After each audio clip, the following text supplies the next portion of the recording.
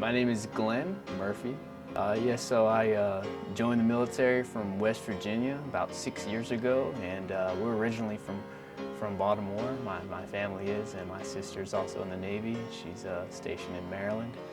And basically, when I joined the Navy, I got sent to Texas, and then I got sent here to join the Seabees here in Port Hueneme. Have deployed a few places since then, and now here I am, a student at Oxnard College. The Navy is, it's interesting how when we go to boot camp, they tear us down, they take away what we think as Americans, what we think we're entitled to.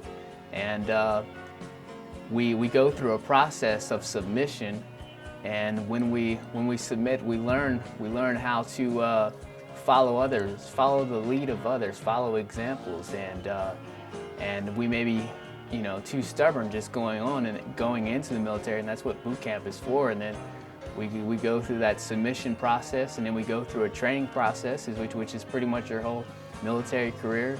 And then you become a leader, and you have others under you where you have to exercise some authority. You have to be on time, and there's a lot of time-sensitive things in the military, deadlines and whatnot, that it really gives you a sense of responsibility. And so I really learned a lot of responsibility, just matured quite a lot spiritually and just in relatively speaking. Basically, it was first of all, I should say, starting out with this, that when you're going to get out of the Navy, you should know quite a bit beforehand. However, it was coming down to my last couple months in the Navy, and I was on the teeter-totter.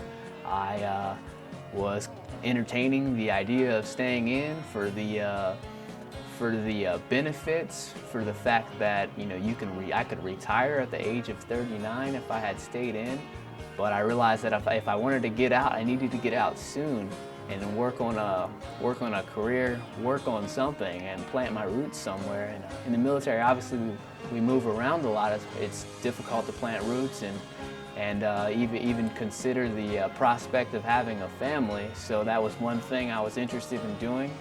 And in light of that consideration, I thought it would be best for me to get out of the military.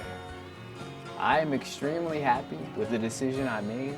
I have no regrets, and I thoroughly enjoyed being in the military. I do cherish that as a life experience that will certainly benefit me in the long term. And I'm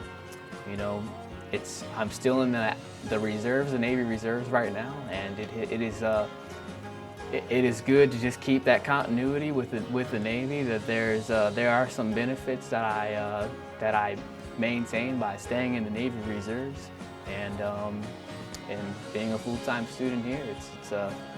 There's no better way I could think of going. The future is obviously unpredictable. However, I know that God has good things in store for those who love Him and those who are called according to His purpose. And I do firmly believe that I am in God's hands, and His provision is sufficient, and that no matter what happens, that even if I suffer going through something difficult, that may be an experience that may allow me to be a source of strength for others who are going through something that I have already went through.